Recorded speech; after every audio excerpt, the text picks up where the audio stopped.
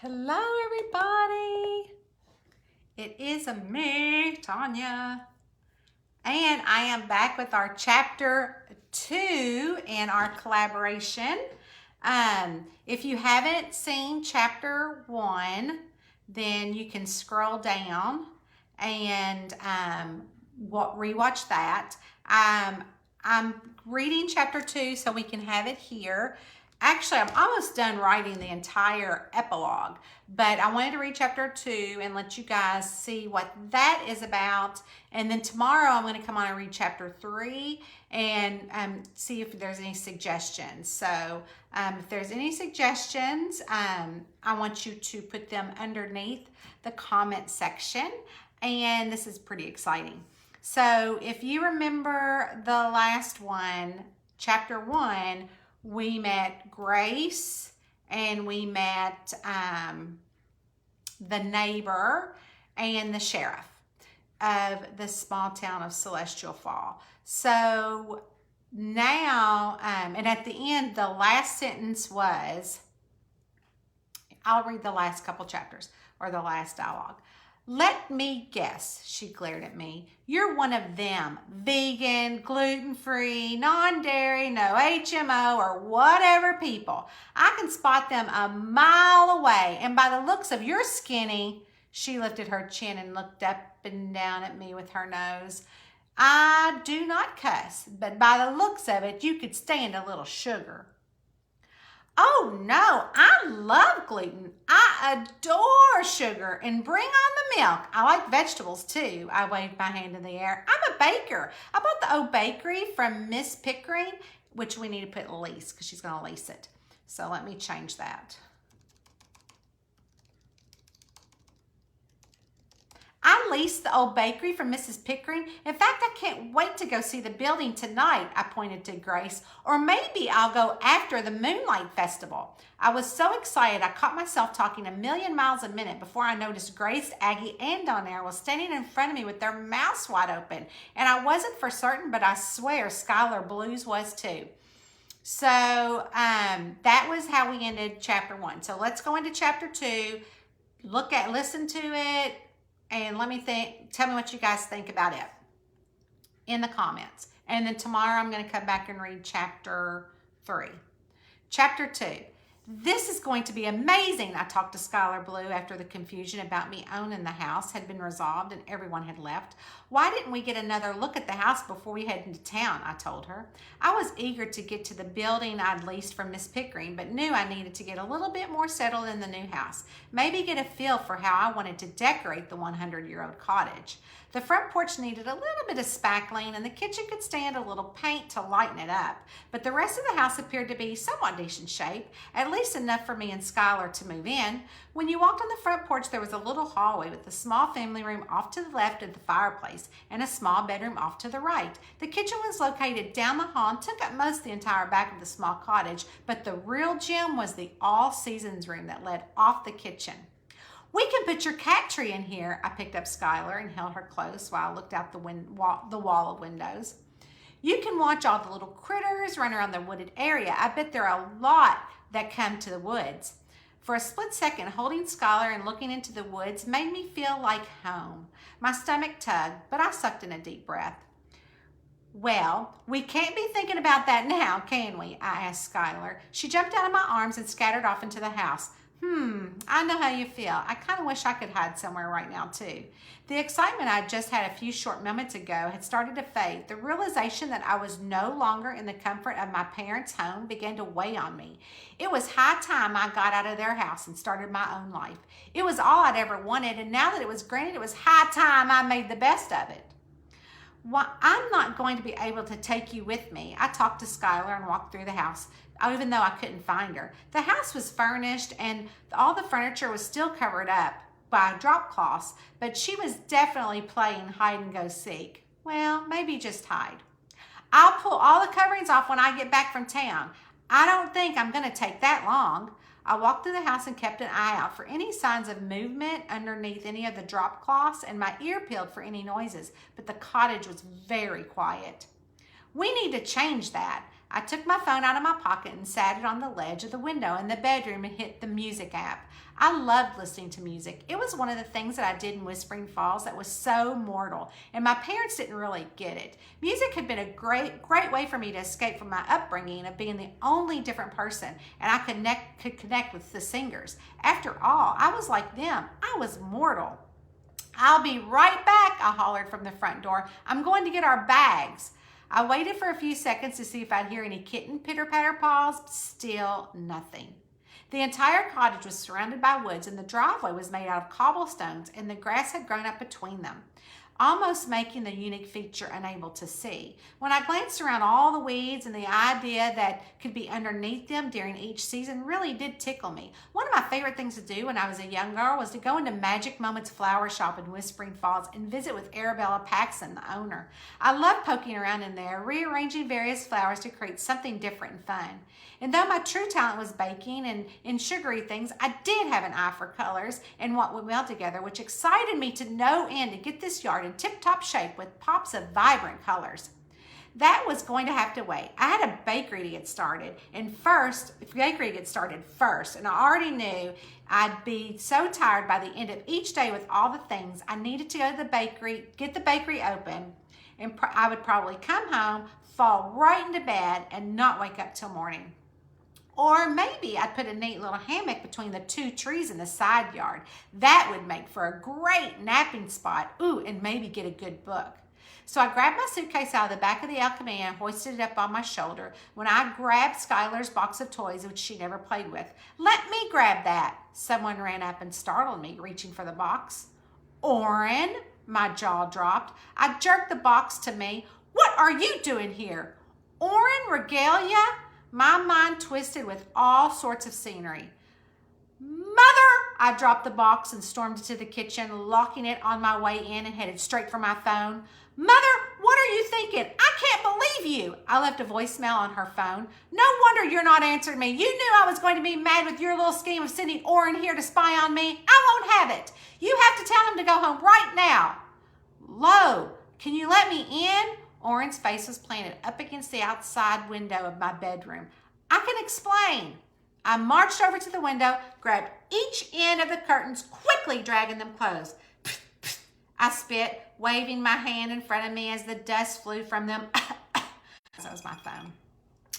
"I have a lot to do around here." Orrin knocking louder and louder. I continued to push the volume control up on the side of my phone to drown him out and proceed to opening the only bag I'd brought in. The rest of the stuff in the car was going to have to wait until he left. "How about some lights?" Now I was talking to hear myself talk and drown out Orrin trying to explain why he was here as he darted from window to window looking in. I flipped on the lights, and though it was yellow tone bulbs, it was good enough until I got the hardware store to pick up some bright white light bulbs and give this place a real shine. I put the bag back on the bed and pulled out a cute sundress my mom had worn when she was my age. She had so many cute outfits that met today's fashion, and she kept them, giving them all to me before I'd left. The spaghetti striped V-neck white mini dress with the blue pinstripes tied around the waist, along with a pair of flat sandals, screamed festive to me. I held it up to my chest and looked into the old mirror, ignoring the patina around the edges. I looked up at the light. No, I looked up as the lights flickered, then they went off. "Too bad," I sighed, with the dress dangling from my hand. "Let me see if we can get these lights back on." I walked over to the light switch and jiggled it on and off. Nothing. I looked at the closed window curtains and knew I was going to have to deal with the lights later, but for now, I needed sunlight to get ready. An exhausting sigh escaped me as I resigned to open the curtains to let in light. "I can fix that with the wave of my wand." Orrin stood outside with a huge smile on his face. "Did you have to wave that thing to get the electricity out? Did you wave that thing to make the electricity go out?" My eyes narrowed. "Of course I didn't. Let me in. We can talk about this." While he was talking, I reached for the curtains again. I'd rather take a chance of getting ready in the dark and ask Grace if she knew a good contractor than having Orrin do it. And plus, it might not cut into my savings if Orrin did do it. But still, Orrin in Celestial Falls. Your mom didn't send me, he yelled as I gripped the edges of the fabric. He threw his hand to stop me. Stop, Lo. Why is it fair that you get to leave West Spring Falls? Because I'm not like you. I'm mortal. You're a wizard. I jerked the court curtains closed again. Oh, come on, I heard him scream with frustration in his tone. You know what? I'll make you a deal. I can get your electric back on, and I'll fix all the crap that's broken. And it doesn't take my wizard sense to see you need a lot of work around here. He was good with his hands. I did know that. I won't even use magic to fix things up. I'll show you I can live in a mortal world too. I peeked outside of out the side of the curtain. He had his hands rested on top of his head. I couldn't help but notice the man he'd become. He was a few years older than me, and his short sleeve crept up past his biceps. The shadow of definition on them was a sure sign that he kept in shape. He had a strong jawline, crystal blue eyes, and a bit of a tan. He had black hair and really did take pride in his appearance, unlike his mother and father. He hurried to the edge of the window. I see you looking out here. He put his hands together. Please, Lo, let me come in. I'll fix everything. I can stay a week or so. And I flung the curtains open. And so, my eyes popped open. 1 week at most, I held up a finger. 1, he grinned. His teeth were bright white, and there was something in his twinkling eyes that told me I just might regret this. I'm going to go ahead and read chapter 3. Chapter 3. Luckily for Orrin, there was a rickety old metal swing in the all-seasons room that would be good enough for him to sleep on. Even though I didn't want him to be there was some sort of comfort in having someone here from home. We're going to meet a friend of mine, so you be on your best behavior, I warned him. After we'd gotten into the car and headed to Celestial Falls. And no magic, no hint of magic, no magic talk, nothing. Scout's honor, I'll be on my best behavior, he held up 2 fingers. And none of that. I wiggled a finger at him. Be an adult. No Scout's honor stuff. Nothing. And don't even bring up anything about me. I want a clean start. Get it?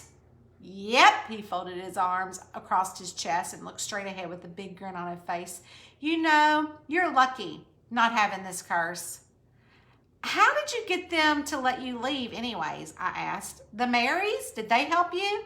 The Marys were the order of elders in the spiritual world who dictated pretty much what could or couldn't be done.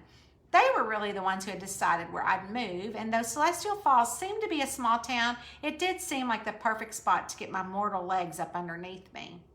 Orrin, I glanced over. His face was stern, and his grip around his bicep from his arms crossed told me something was wrong. Orrin, I told you your mom didn't know I was here. I left and I followed you here. Orrin, I slammed on the brakes of the El Camino, bringing us to a halt. You can't do that. What if some sort of bad or evil magical juju or something comes here because of you? They'll make me leave. The orders of elders will make me leave. Lo, he shook his head. Don't you get it? You're out. You never have to go back. They can't see you. They can't feel you. You don't have a drop of spiritual blood in your body, so you're free. Oh, I've never thought of it that way. I mean, I'd always thought that they'd be able to see me or hear me. At least that's what I thought. But now Orrin's telling me different. Awesome. Yeah, you're one of the lucky ones. It's rare to have what you've got. There was some sadness in his tone. Well, my grandmother was immortal, and maybe it skips a generation. My explanation probably wasn't going to help him because I knew the chains he was feeling. I'd felt them as soon as I turned 18 and been plotting ever since to get out on my own. Can't they see you? Well, I kind of learned how to do an invisible spell that lasts for 48 hours from one of my Unhidden Hall, a spiritualist university. He was enrolled in wizard school while I sat in Aunt Helena's dean's office doing what they consider to be college for mortals. Needless to say, I was the only one in my class, and the entire time I was in college. Heck, I wasn't even sure if the degree I'd gotten was even a real by mortal standards, but that didn't matter. I wasn't even using the arts and humanity degree I'd received. Baking was all I cared about. Can you open the glove box and pull out the lease paperwork for the bakery? I asked him. He did what I asked. What's the address? I questioned. He rattled it off. Go to the stop sign about a mile down and take, his eyes rolled back to his head. A right, then there'll be a roundabout. Stop using your wizard skills. I gripped the wheel. I told you, no wizard stuff. Oh, yeah, right, he snapped and reached for my phone. I'll type in the directions. This might be harder than I thought. You even gave me the Scout's honor, I reminded him. You said I couldn't use Scout's honor, he smiled, and for a split second, it felt kind of nice to have a familiar face with me and to talk to, even though it was Orrin. What's the first thing you're going to bake? We chatted for a few minutes, and before too long, we had pulled up to the building. It was old, like the cottage, and there was some chipping paint on the window that used to have the last shop name of it. There was brown paper bags taped over top the inside of the building of the windows. What was here before? He asked and looked out the passenger side window. I have no idea. I slightly bent down and looked out his side. It looks like it's been vacant for a while. Well, let's go. He jumped out and I followed suit. Then he noticed I was trying to pick up a box from the bed of the El Camino, and he ran over and picked it up. Oh, heavy, he groaned. No magic? Because I can just zap it in there. He tilted his head and lifted his brow, and I glared at him. Fine, I won't do it. What's the use of all those big muscles if you can't use them? I pursed my lips. He laughed, grabbing the box of bakery supplies I'd bought from home. Where's the key? He asked over his shoulder. Oh, I don't have them yet. I'm supposed to meet Mrs. Pickering here. I'd made the appointment to meet the owner of the building and get the key along with the finished paperwork I'd signed online. She should be here any minute now. Va va voom! Orrin's eyes lit up as they passed my shoulder. Is that her? I glanced down the street, and another woman who was probably my age and did mortaling very well, if mortaling was a word. She had on a pair of high black heels, short mini dress with long blonde hair that sparkled like her teeth. She had a dress form in her hand and a purse dangling from her elbows. Her hips swayed with each step, and the bag followed suit. No, I said, and watched an old station wagon rattle up to park behind me. I think that's her. The 70-something-year-old woman got out of her car. She wore a house dress, and her short, dark gray hair was unkempt. She had on a pair of house slippers and jingled when she walked. Hi do there, Mrs. Pickering. The woman had stopped in front of the bakery. I'm so eager to get this place open, the woman said. Miss Pickering, hi, I'm Lo, Hill Park, the new bakery tenant. I wasn't sure what was going on, but something was going on between the blonde and Mrs. Pickering. Oh, Orrin's eyes grew. He took a few steps back behind Mrs. Pickering.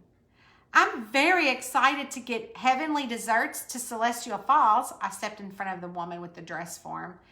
Heavenly desserts? The woman's head fell backward and she laughed. I think you've got the wrong building, hon.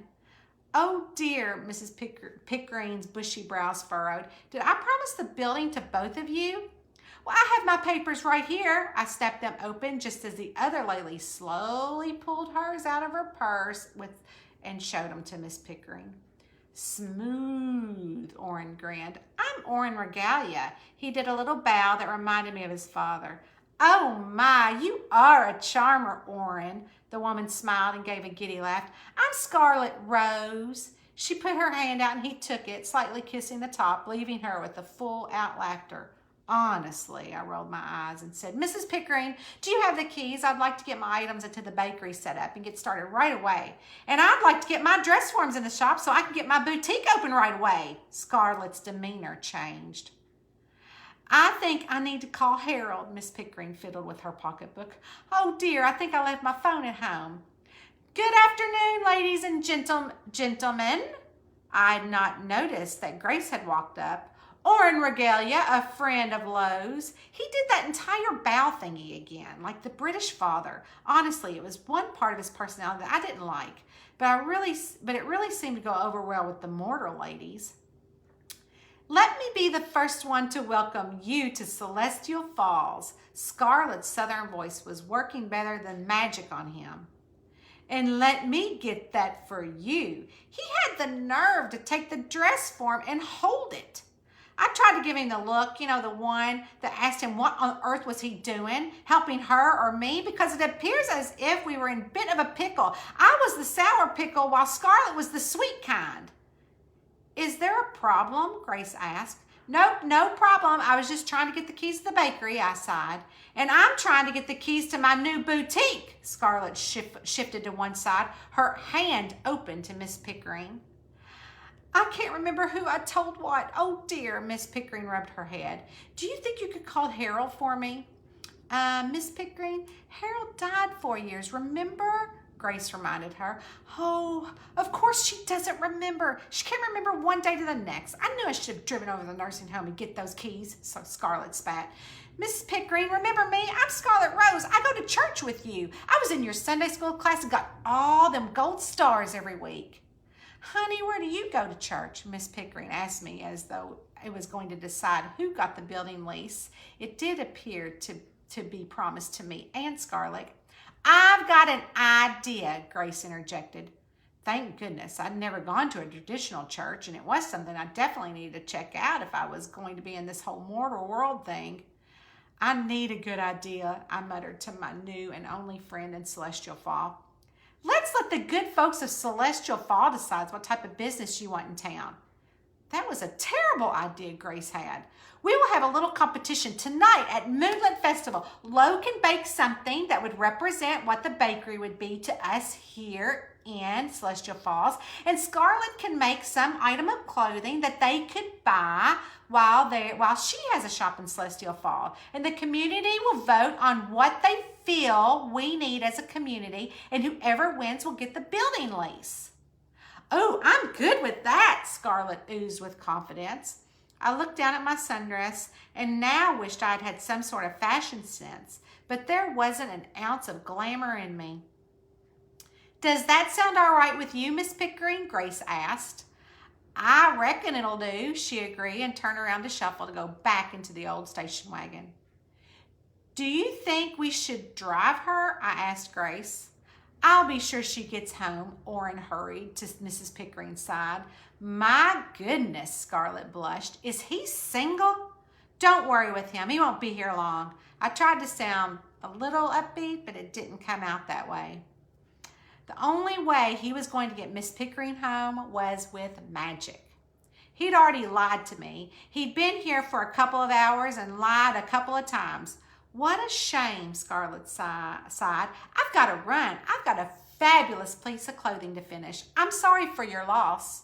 My loss? I questioned, but she didn't hear me. She was already halfway down the block. Don't you worry about her. She's all fake. She gets her hair done at the salon. That hair color don't come in a box like the rest of us here at Celestial Falls. Grace folded her arms, and both of us watched Scarlett walk away. There she goes, swinging that honey like the church bells at Easter. I think I'm really going to like Grace. And then we go into chapter 4, which should be finished tomorrow. Super excited about that.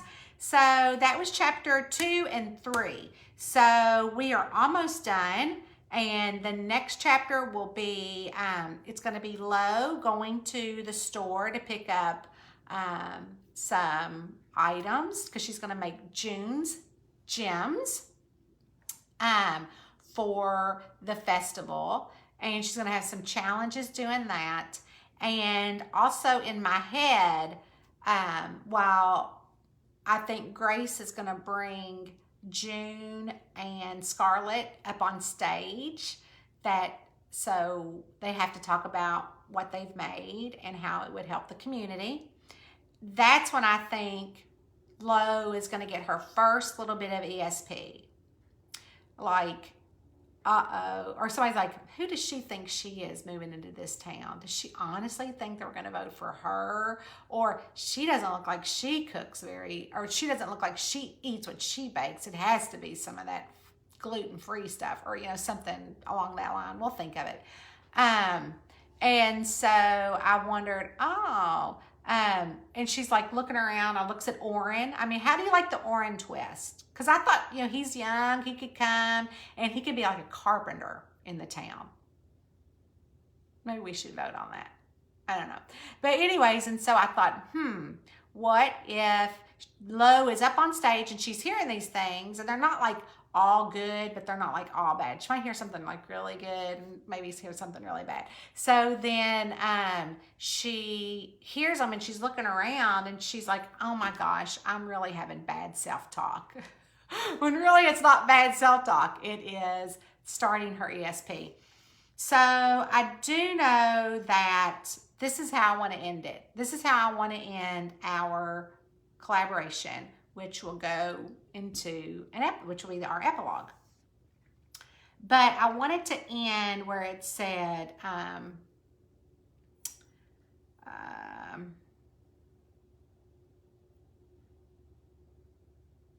obviously she wins the contest because she gets the bakery. We know that. That's what the series is about, right? So afterwards, her and Orrin are in the bakery. And he shook, okay, so, oh good. I can't wait for him to pet me. I heard a voice and glanced around. I didn't see anyone. Did you say something? I asked Orrin. He shook his head with a mouthful of Gin's gem. You didn't say something about petting Skylar? I asked to make sure. He shook his head again. I said it. Sheesh, when is she ever going to listen to me? I heard the voice again. Really, is she ever going to realize that she is a spiritualist? She's just a late bloomer. I glanced over and looked at Skylar. She was rubbing up against Orrin's calf. I might even sleep with him on that metal swing, Skylar purred. Purr was louder than ever. Oh my gosh, I gulped, and everything went black. That's how I think it's going to end. What do you think? And so I was on a trip last week. That's why I didn't come on here. Jack my son Jack is, if you read the newsletter today, is a coach for a university basketball team, and they called him, and you have to like move like right away. And so he had like 48 hours to move like a month ago, which I have not been dealing with well. And so they had to wait to get his apartment because they pay for all of that. So he was literally living at the university arena in his office on an air mattress and a box of clothes, but he loved it. Loved every minute of it. Of course, I didn't love it. I'm like, let me put you up in a hotel. Let me just do something. So he got his apartment last week, and he needed, although it's furnished, they furnished them. He's living with 2 other coaches, an assistant coach and another graduate manager assistant. And so we drove his stuff to him last week. And so of course, while I am driving, that's when I do my best thinking, and it's quiet.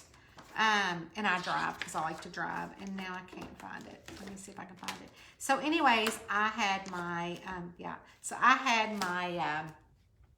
house. I was reading the email or a text message from another author friend of mine, Duffy. She was just text messaging me. So I was thinking about it because I drive. I always drive. I don't know why. I've always driven. And Eddie's like, whatever, I'm going to sit over here and sleep. But I always think, and as you know, some of my posts, you might see him sometimes taking notes when I'm driving. So, of course, he had taken some notes. And as you can read, I thought, oh my gosh, how fun would it be for her to find a wand in the drawer of the house, and that maybe the house was a retirement for witches years ago. So, I don't know. What do you guys think about that? So, I've already written the next couple chapters. Actually, I didn't write them. That's kind of a lie. But I have written them. That's not a lie. So, I like to walk during the day.